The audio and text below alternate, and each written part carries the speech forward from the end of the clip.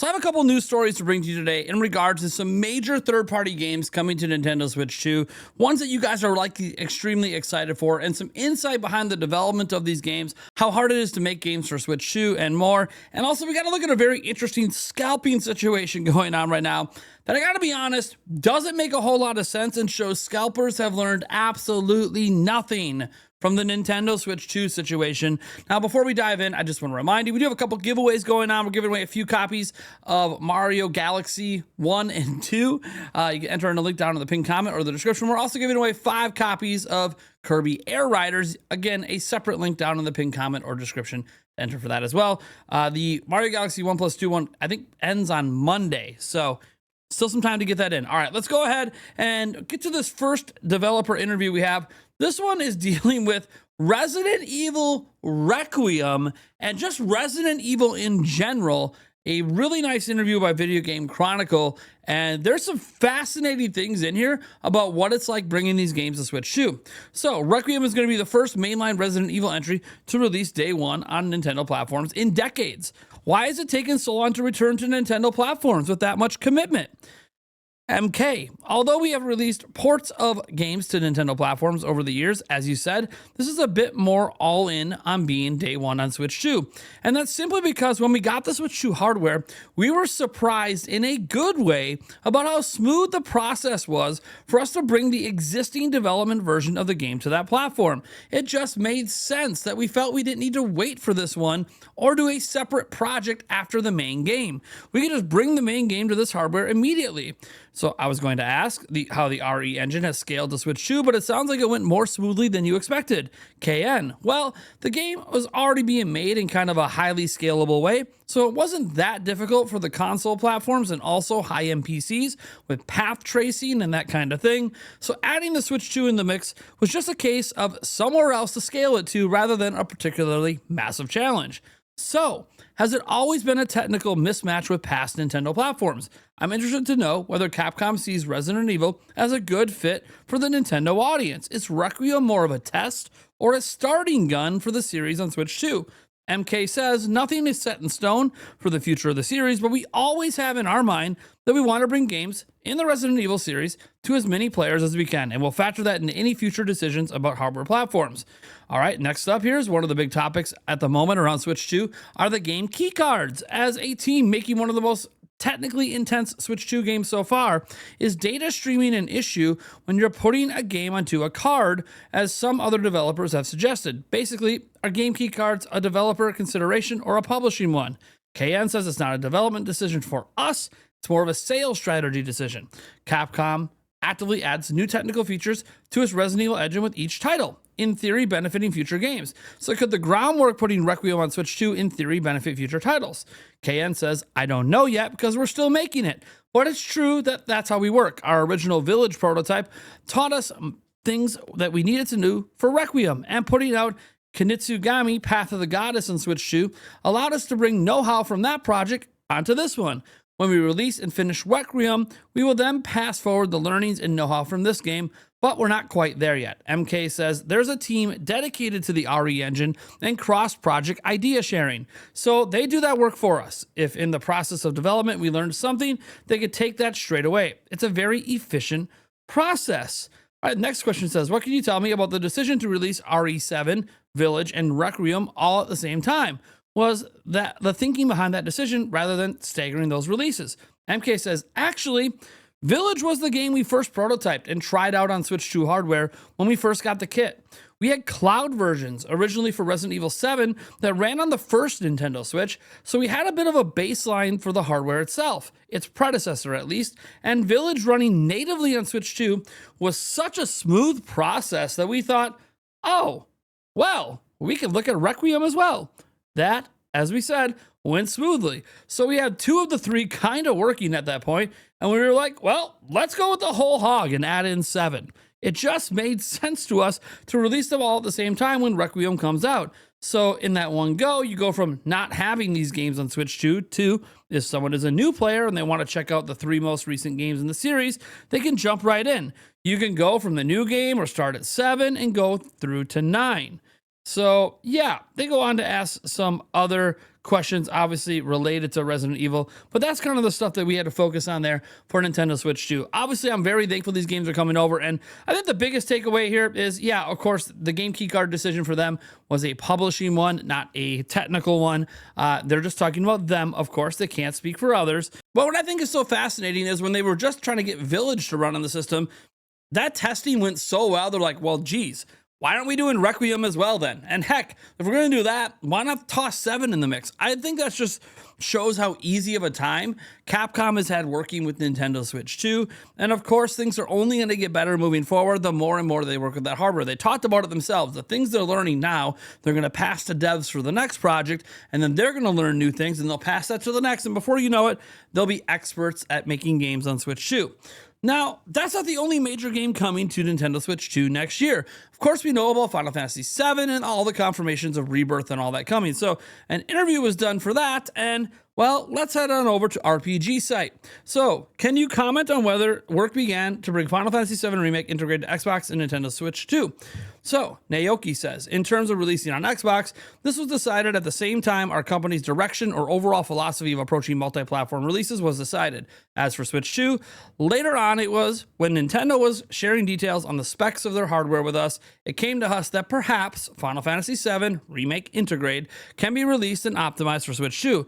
This is not the only sort of alliance with our company's multi-platform vision, but we'll be able to deliver Final Fantasy VII Remake Integrate to an even broader audience of the Nintendo and Xbox fans that we have not been able to reach yet for this title. That kind of gave us the momentum, and we were very much forward thinking on that approach. So RPG Site asks, did the team get much support from Nintendo with optimization for the Switch 2 version? Naoki says, I think over the years and currently our relationship and partnership with Nintendo is very strong. We have been able to align and work together in that sense. But in terms of optimization, I think our in-house lighting engineer really focused on optimizing to align more so with the PS5 version's lighting levels.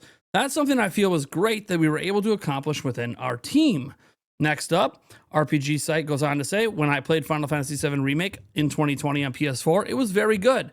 But I thought the DualSense features on PS5 really elevated the experience, making it a lot more immersive. It ended up becoming my favorite version of the game. And those features were also good in Final Fantasy VII Rebirth. Are there any plans to do anything with HD Rumble 2 on Switch 2 to deliver a similar experience? Naoki says the Rumble feature is already supported for the Switch 2 for this title. Something unique I found is that the Switch 2, the screen itself would be sort of shaking from that. And I thought that was very intriguing, and it actually adds to the game experience. Then they say, RPG Site, is there any possibility for the new Final Fantasy VII Series Amiibo or Amiibo support being added for Switch 2 for the Super Smash Bros. Ultimate Series Cloud and Sephiroth Amiibo? Naoki says we don't currently have clear plans for that, but if there is a lot of positive player demand for that, it would really make for a great discussion with Nintendo, I believe. All right, they're not done yet, though. They go on to ask a few more things. They talk about, obviously, how, debuted on PC, Epic Game Store, Steam Deck, outside of Japan. They talk about with that stuff. Then they have another question related to Switch 2. Final Fantasy VII Remake integrated on Switch 2 and Xbox is a budget price release. I have two questions about that. How did you decide to have Magic the Gathering Play Booster as a pre-order bonus for the Switch 2 version, and are there any plans to offer a physical Xbox release in any region? Naoki says, so with Magic the Gathering, this was an excellent collaboration that was in partnership between Square Enix and Magic the Gathering. I think from this very strong partnership and alignment, we were able to align with the release of the game on Switch 2, and this type of incentive came to be. In terms of the physical Xbox version release, we currently don't have plans for it, but it also does depend on the player demand. If there's a lot of demand for it within that user, that is something that would be great to consider.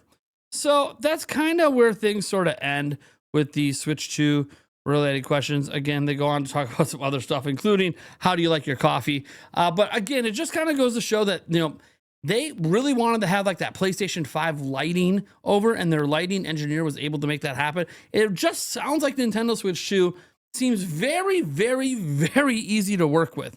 This is nothing but positive signs for the future because games are only going to get better from here. But you know what might not get better from here? Well, if you guys remember, there was a lot of scalping going on with the Nintendo Switch 2. Now that this happens with the launch of every new hardware device, and it shouldn't surprise you with pre-orders going up for the Xbox Ally X, that $600 and $1,000 two different version device for this holiday season. The scalping is already happening. Here's just some of the listings. There's a ton of them. $2,500, $2,500, $1,500, $2,500, 100% positive ratings, all this stuff, right? These are people that legitimately scalp all the time and probably make a living off doing it. Now, look, it's not that, scalping's happening, that the prices are completely outrageous. That's pretty par for the course, right?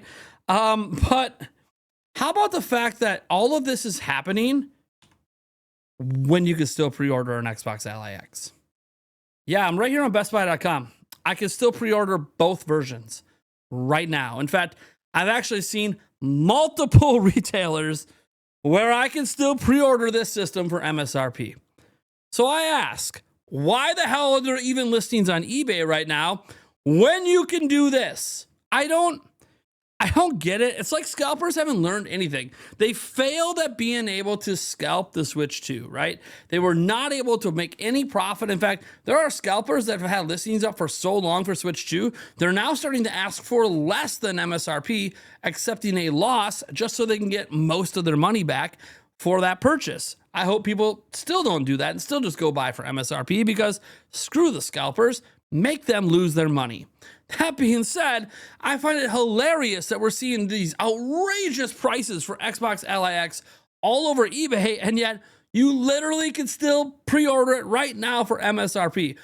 So this says a couple of things. One, scalpers are trying to make this something that you want to scalp. And two, where's the demand? Because if this was in super high demand, you figure it would be sold out by now, but it's not. Now, this was sort of predicted a little bit if you paid attention, that there probably wasn't going to be like super high crazy demand for this Xbox Ally device to begin with. So the idea of even attempting to scalp it just seems ridiculous. And it only seems more ridiculous when we're seeing listings for thousands and thousands of dollars when you can literally get the top end version right now at MSRP. I don't understand what they're doing. I have to be frank with you guys. I don't get what the deal is here. I don't get why the scalpers think they can do this. It's going to fail, of course, because who the hell is going to the scalper when you can get it for MSRP? And if you can get it for MSRP right now for pre-order, it'll probably be pretty easy to get through the holiday season as well for anyone interested. Again, this collaboration was never really going to suddenly make like handheld PC gaming sell as well as something like the Switch or Switch 2. But there is one benefit I see coming out of this, and it has nothing to do with whether or not these devices sell well. It has to do with the version of Windows that Xbox created for this to actually make handheld gaming better for PC users using Windows. That's what's really exciting, because Windows can get access to obviously the Xbox Game Store. It can get access to things like the Blizzard, the Blizzard launcher. You can get access to good old games, the Epic launcher, the EA, Ubisoft ones, if they still exist. It's been a while since I've even tried to log into those launchers, so I'm not even sure if they still exist, but if they do, cool. And obviously Steam as well. So there's a benefit to using Windows over SteamOS, because you get access to all of that stuff. But the problem was you were using Windows on a touch screen, on a tiny screen. It just wasn't a good user experience. So I am excited to maybe see how that looks out. I've actually watched a couple previews of the Xbox Ally X, and it looks like they really did make it a lot more intuitive. So that aspect I'm excited about, and getting that form of Windows onto more of these handheld PC devices, I think is only a benefit to actual gamers.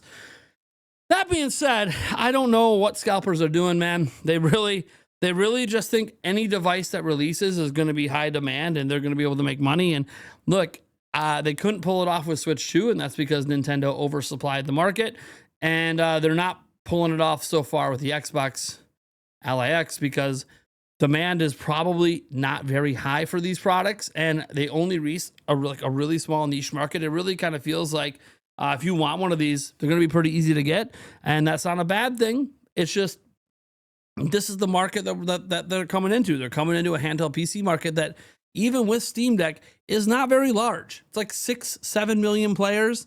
When you got 150 million Switches out there, you probably have more Switch 2s already than total, handheld PC players. So yeah, it's just not a huge market. It's a niche market, part of a larger PC market. It's just another way to game. And yeah, so I don't know. I don't know what scalpers are doing. I think it's kind of funny. Anytime we can laugh at scalpers, I love to laugh at them. It has nothing to do with whether or not you think this product is good or not. I think it's hilarious at these listings, and there's a lot of them. Just make them lose more money, okay? I don't think scalpers are scum because I don't know them as people, but I do think they try to take advantage of FOMO. And guess what? It ain't gonna work when we can still buy the damn thing. So maybe take your eBay listings down and stop being stupid. But what do I know? Anyways, folks, I'm Nathaniel Robojans from Nintendo Prime. Want to thank you so much for tuning in, and I'll catch you guys in the next video.